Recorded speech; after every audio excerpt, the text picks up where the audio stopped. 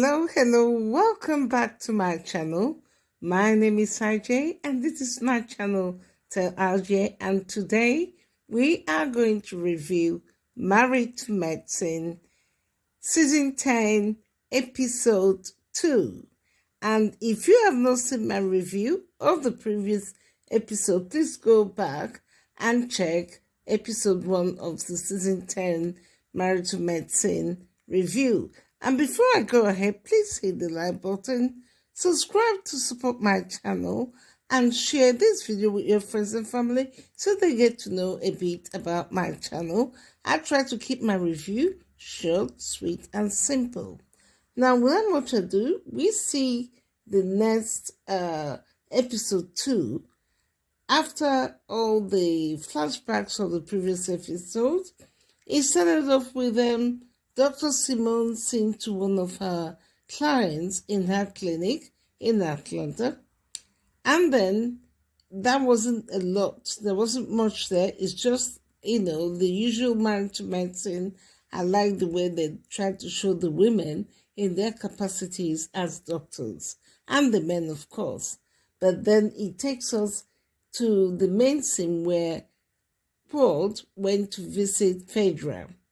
And Phaedra was filling Paul in on what happened in the previous episode. As some of you may have heard, when he started shooting, Married to Medicine, there were rumors about Paul checking out and not being a part of the crew.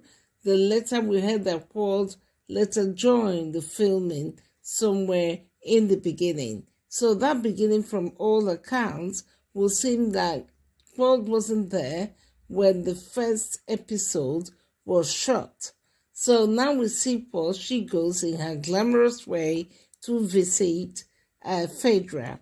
And of course, she goes to visit Phaedra, and Phaedra fills her in and brings up the topic about Tonya training the news that Paul had a DUI and all that kind of thing. But from the way Paul squashed it, one would assume that she probably had a heads up about that, because she just went straight and told Phaedra there's nothing like that.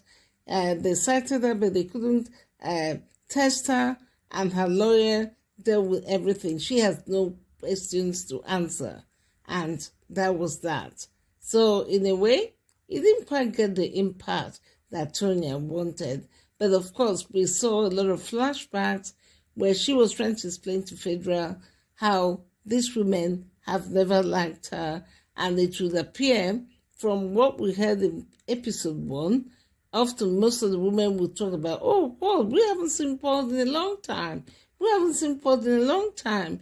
So apparently it would appear that Paul isn't quite as close as she may have seemed to be with most of these women. But then, from my own point of view, like Paul or hater, who would blame her? After all, someone like Dr. Heavenly with her big mouth, some might argue that Heavenly does bring a bit of a mess that reality show needs.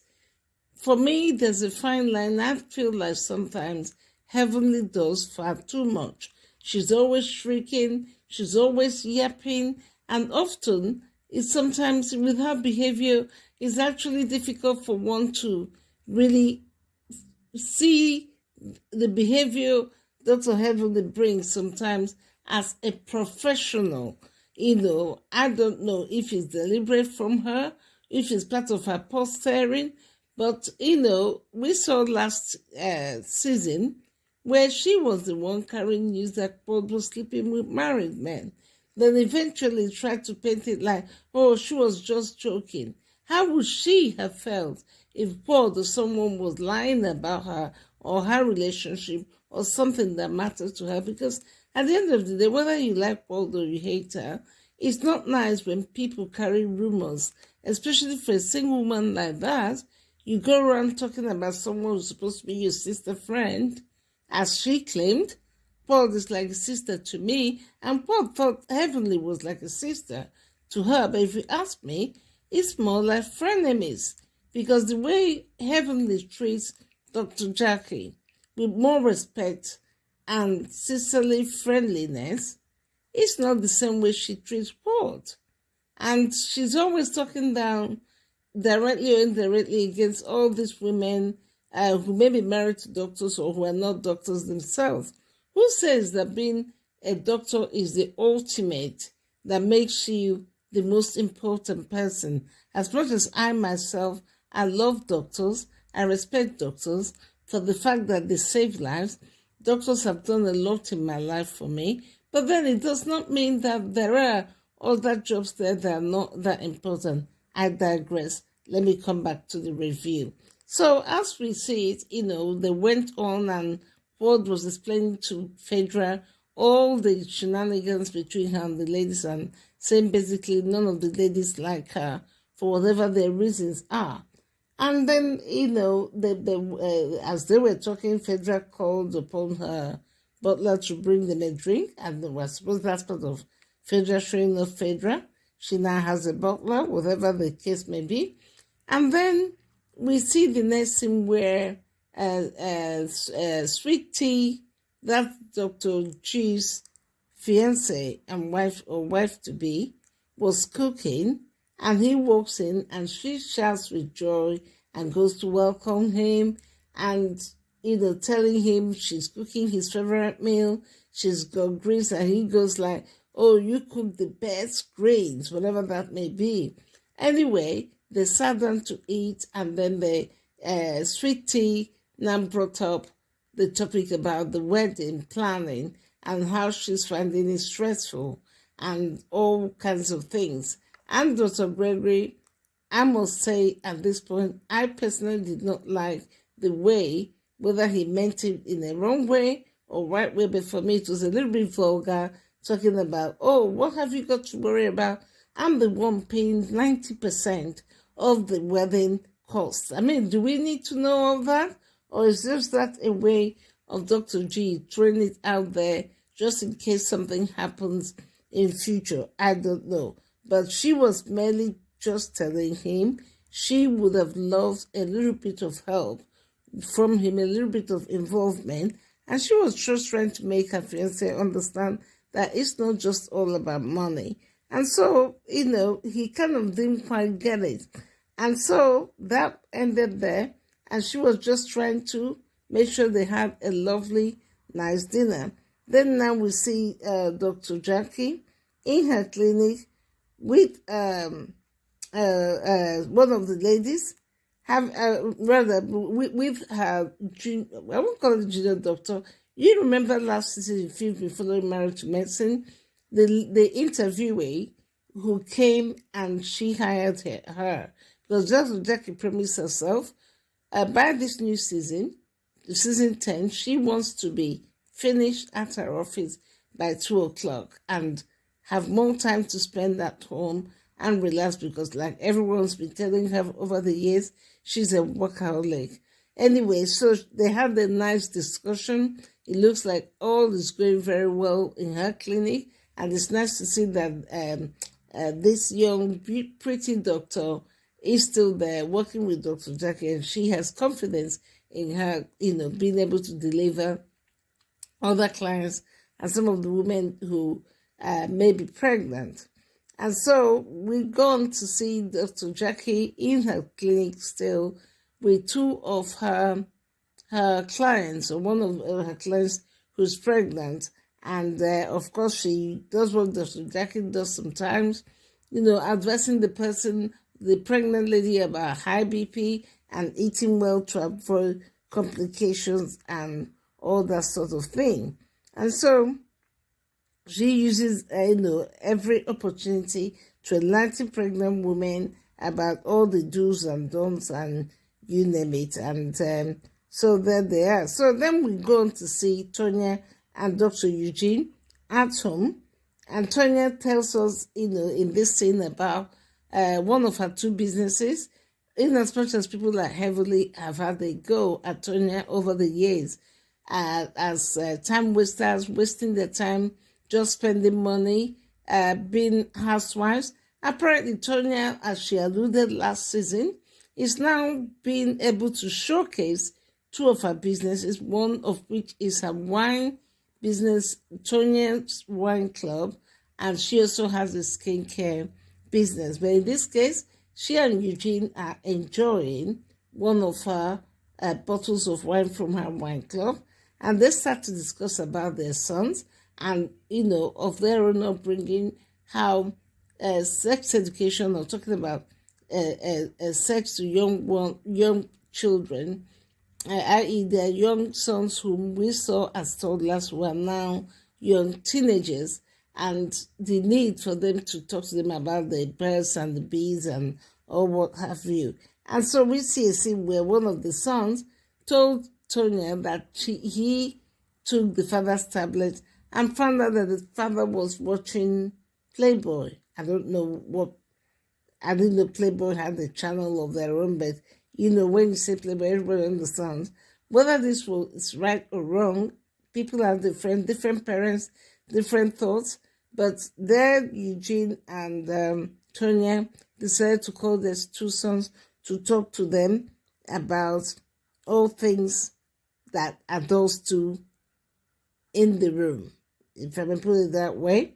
And even though they went as far as talking about several other deeper topics, which personally, as a mother myself, I'm not sure if at that young age, I think the boys are probably about 12, 13, or thereabouts, if I would go so deep. Yes, it's okay to talk to your children about the dangers and the importance of looking after themselves and understanding anything concerning sex education, but it depends on what level that you're comfortable going into. But anyway, they all seem like most families, everybody has their style, and people have their way of raising their own children. So they spend time talking to the boys that way, all about that. So then we went to another scene, and then we see Sweet T, Dr. G's fiance,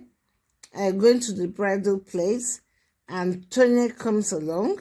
And of course, later on, we see Phaedra came along, and she's trying her dresses. And at a time towards the end, she felt slighted because rather than concentrating on her, at one point, Tonya and Phaedra started having a conversation between themselves, and she actually made it known that she felt like they weren't there for her. And good for Tonya and good for Phaedra, be it in their own shady way, actually apologize. Apology is one thing I commend and encourage people. If you don't know how to apologize when you've wronged someone, making an apology can make a huge difference. Anyway, they're there, and then they found out from one of Sweet Tea's friends who came to the bridal place that how they met was on a platform, some platform where young women who are going out with older men meet or something like that. So they were surprised. But anyway, Phaedra said to call it the sugar baby kind of club. And they are correcting her, saying it's not sugar baby like that. It's just where young women who date older men can gain support and exchange ideas between one another, amongst one another, whatever the case may be. Anyway, we see the next scene where Tonya is now going to launch her wine club to the ladies. And Dr. Eugene, her husband, very nice man, was encouraging her and basically telling her to be ready because... So, as they all go to where Tonya is having her wine tasting at Tonya's wine club, there's Dr. Heavenly walks in with Jackie, and there was Tonya, Phaedra, and Sweet Tea and her friends and all that. And the conversation starts, and Sweet Tea openly said, it was Heavenly, the posterer, who started with saying, I heard you all went to wedding dress testing yesterday, and I heard something about you going to some kind of therapy for going out with older men, basically twisting what Fedra would have told her, and that wasn't what Fedra said, but being heavenly, had to try to make Sweet Tea feel a little less. And then Sweet Tea comes back with, yeah, it was all right, but I felt like they were rude. And so Tonya and Fedra were like, rude? We were meaning to be rude. And she, expressed herself, good for her, saying that it was like it kept on talking about Dr. Gregory's ex-wife, Bold, and all that. And of course, the flashback at when the ladies were invited to their home, Dr. Jackie, first thing she talks about was, the color of Dr. G's decor had changed since Paul wasn't here, which wasn't really appropriate. It was almost like a shade, trying to make Sweet Tea feel less of a woman. And then during the dress thing rehearsal, Tonya and Fedra kept bringing up something about Paul. And, these women, to be honest, I have to give it to Sweet Tea. I don't dislike her. I don't love her, but I'm talking as a person. And to be fair, being the youngest woman in that group and newcomer who's going to get married to one of their husbands or colleagues, being Dr. G, and the way they all try, especially heavily, to demean her since the first episode, and being able to stand up for herself and tell them to their faces that they were rude. And for some of the comments, they all kept bringing up Paul, and all that. And at least Dr. Jackie apologized. Whether she meant it or not is another matter. And then Tonya went on to apologize and reassure her that they didn't mean to slight her. And so in that conversation, Dr. Simone was sitting next to Sweet Tea, and she kind of whispered, "Are you okay?" sort of thing. And she was like, "Oh, well, not really." So all a bit overwhelming and upsetting. And very kind of Dr. Simone. She took Sweet Tea to the restroom where they had a little chat, and Sweet Tea was expressing the overwhelming effect of both the women planning the wedding, not having Dr. Gregory being involved in the wedding, and Simone trying to break the ice tells her, well, if you wanted Dr. Gregory to help or get involved with the wedding, then you should have married a woman. And so it kind of broke the ice. In other words, is not the kind of guy to get involved in planning a wedding, especially as he was already rubbing it in, saying that he was the one spending 90% of the wedding budget and all that sort of thing. So she had a little cry and got consoled by Dr. Simone, and they came out, at which time, heavenly, you could tell all over her face, was just looking for ways to poke at this young girl. Towards the end, the wine tasting seemed to have gone well. The ladies made their choice between the Costco wine Tonya bought and some of the exclusive wines from her collection, getting them to guess which ones were better quality and the ones they preferred. Overall, they all seem to have unknowingly chosen Tonya's wine, which says a lot for Tonya's taste in wine. And so as they were talking, after a while, whether they were all getting too relaxed with lots of drinking of wine or whatnot, and Sweet Tea decides she had enough and wanted to go home.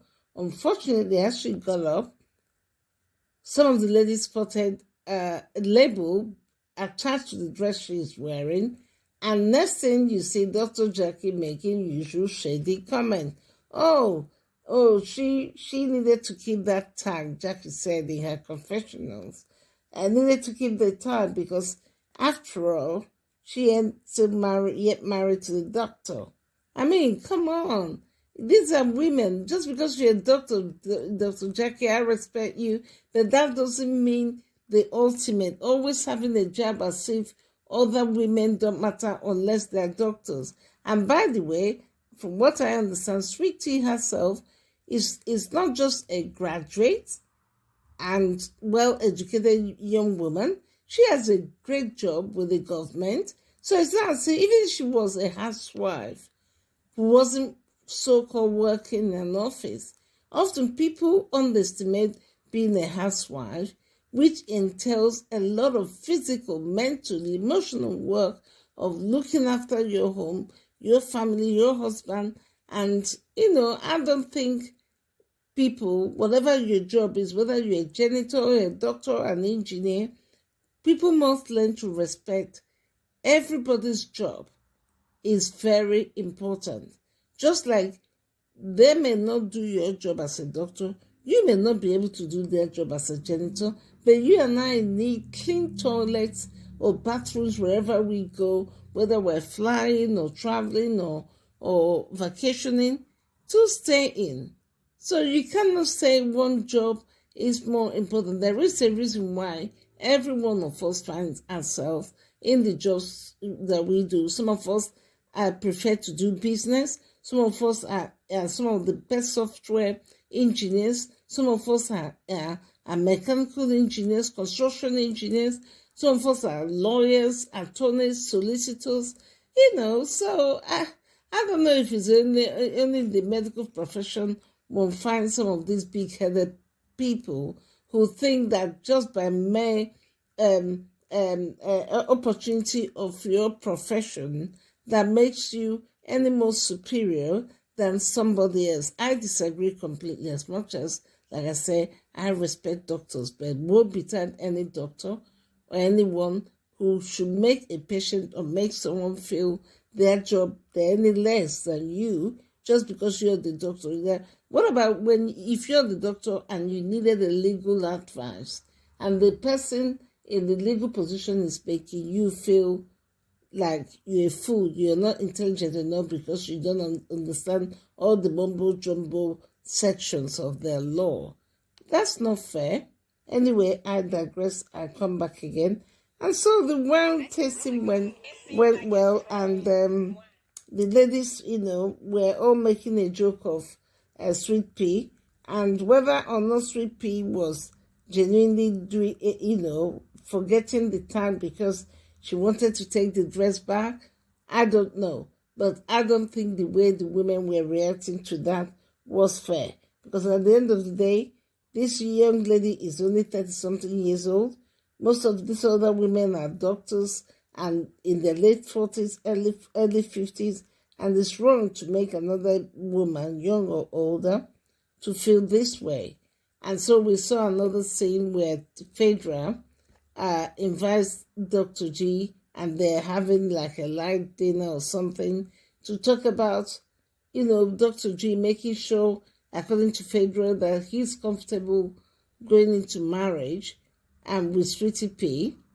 And, that to me was like interesting to see because Phaedra, so far, we have not necessarily seen the special thing that got many people excited about Phaedra joining Married to Medicine. And Phaedra is one person who, even in Married to Medicine now, she's meant to be going out with the doctor so far in the last episode. When they show the person, they block the face with an emoji smile. So you're not even willing to open up about your relationship, Phaedra, but here you are interrogating Dr. G to make sure he was comfortable with getting married. I found that interesting. Dr. G seemed happy. Phaedra couldn't deny the fact that Dr. G seemed quite happy with where his life is and where he's going. And he reassured her that he had never felt as safe as he feels with Sweet Tea as when he was married to Port. So, Fedra is a friend of Port's. Port met Fedra through Dr. G. She and Dr. G have been friends for a long time. So, anyway, she felt satisfied. Her friend knew what he was doing and was willingly, happily going into this marriage.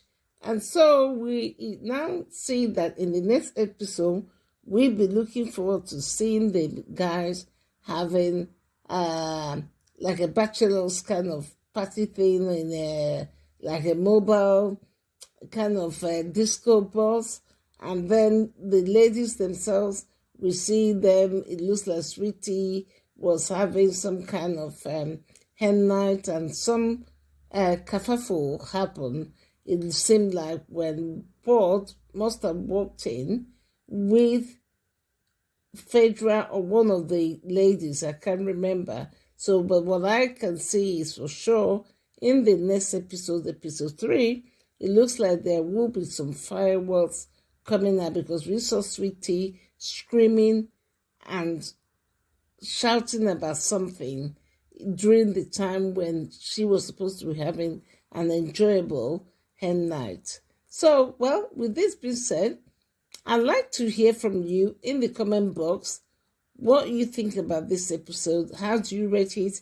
Over 10? 5 over 10, 6, 7, 8?